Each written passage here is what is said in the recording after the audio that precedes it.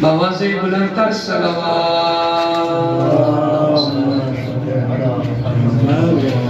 اللهم صل على محمد وآل محمد. اللهم صل على محمد وآل محمد. بسم الله الرحمن الرحيم.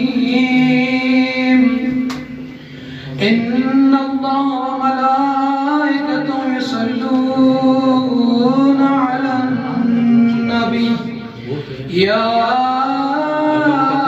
أيها الذين آمنوا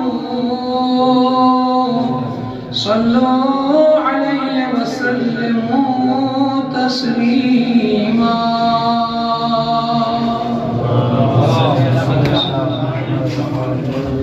اللهم صل على محمد وآل محمد.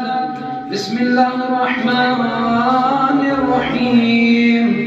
عن فاطمة الزهراء عليها السلام بنت رسول الله قال سمعت فاطمة أنها قال دخل علي أبي رسول الله صلى الله عليه وآله في بعض الأيام فقال السلام عليك يا فاطمة. فقلت عليك السلام. قال إني أجد في بدني ضعفا. فقلت له أعيذك بالله يا أبتاه من الضعف. فقال يا فاطمة ائتيني بالكساء اليماني فغطيني به. فأتيته بالكساء اليماني فغطيت به وسرت أنظر إليه وإذا وجهي تلألأ كأنه البدر في ليلته تمامه وكماله. فما كانت إلا ساعة وإذا بولدها الحسن قد أقبل وقال السلام عليك يا أمّا. فقلت عليك السلام يا قرة عيني وثمرة فؤادي. فقال يا أمّا إني أشم عندك رائحة طيبة كأنها رائحة جد رسول الله صلى الله عليه وآله. فقلت نعم إن جدك تحت الكساء. فأقبل الحسن نحو الكساء وقال السلام عليك يا جسده يا رسول الله. أتظن لي أن أدخل معك تحت الكساء؟ فقال وعليك السلام يا ولدي ويا صاحب حوضي قد أذنت لك. فدخل معه تحت الكساء فما كانت إلا وسعة وإذا بولد الحسين قد أقبل وقال السلام عليك يا أمّا. فقلت عليك السلام يا ولدي ويا قرة عيني وثمرة فؤادي. فقال لي يا أمّا إني أشم عندك رائحة طيبة كأنها رائحة جدي رسول الله. فقلت نعم إن جدك وأخاك تحت الكساء. فدنا الحسين نحو الكساء وقال السلام عليك يا جدا. السلام عليك يا من اختاره الله. أتأذن لي أن أكون معكما تحت الكساء؟ فقال وعليك السلام يا ولدي وشافع السماوات قد أذنت لك فدخل معهما تحت الكساء فأقبل عند ذلك أبو الحسن علي بن أبي طالب وقال السلام عليك يا بنت رسول الله فقلت عليك السلام يا أبا الحسن ويا أمير المؤمنين فقال يا فاطمة إني أشم عندك رائحة طيبة كأنها رائحة أخي وابن عمي رسول الله فقلت نعم ها هو ما ولديك تحت الكساء فأقبل علي تحت الكساء وقال السلام عليك يا رسول الله أتأذن لي أن أكون معكم تحت الكساء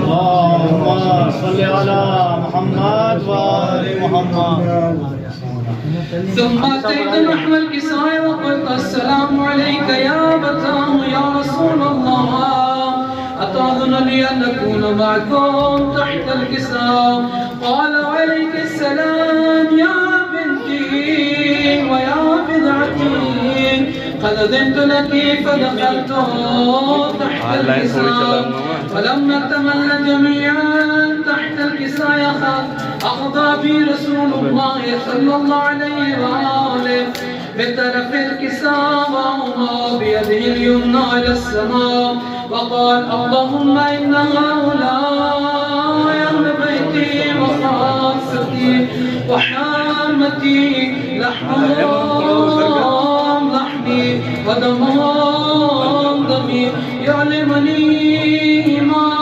يعلمهم ويحضنني ما يحضنهم أنا حرب لمن حاربهم وسلم لمن سالمهم وعدو لمن عاداهم ومحب لمن حبهم إنهم مني وأنا منهم فاجعل صلواتك وبركاتك ورحمتك وغفرانك ورضوانك علي وعليهم وأذهب عنهم الرجس وطهرهم تطهيرا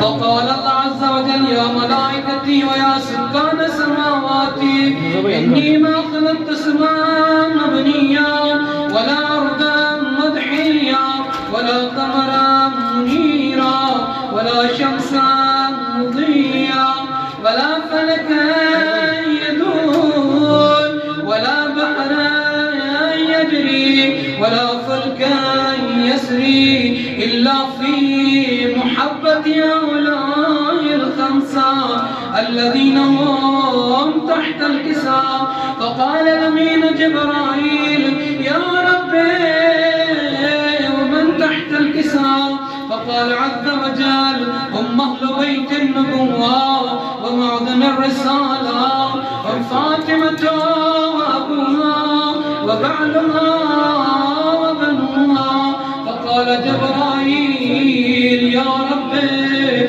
أتأذن لي أن أهبط إلى الأرض ليكون معهم سادسا فقال الله نعم قد أذنت لك فهبط الأمين جبرائيل وقال السلام عليك يا رسول الله العلي الأعلى يقرئك السلام ويخصك بالتحية والإكرام ويقول لك وعزتي وجلالي إني ما خلقت سماء مبنيا ولا أرضا مضحيا ولا قمرا منيرا ولا شمسا مضيا ولا فلكا يدور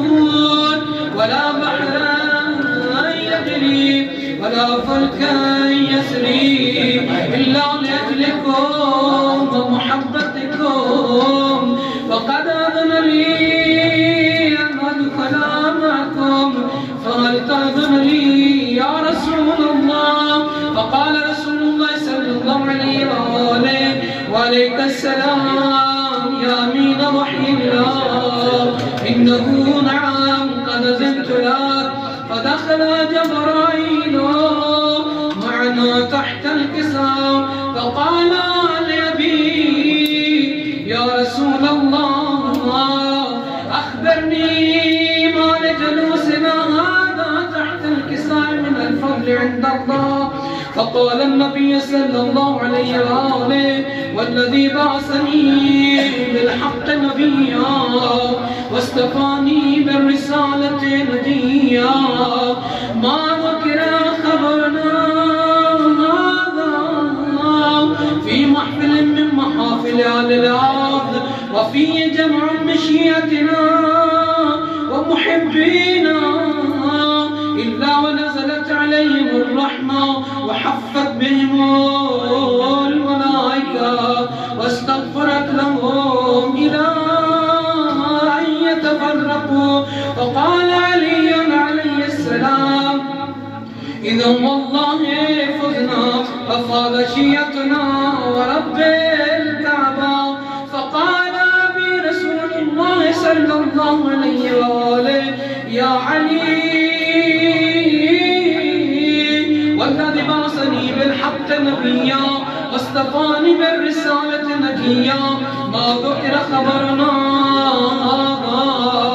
في محفل من محافل على الأرض، وفي جمع مشيتنا ومحبينا، وفي مهموم إلا وفرج الله همه، ولا مهموم إلا وكشف الله همه، ولا طالب حاجة إلا وقضى الله حاجته.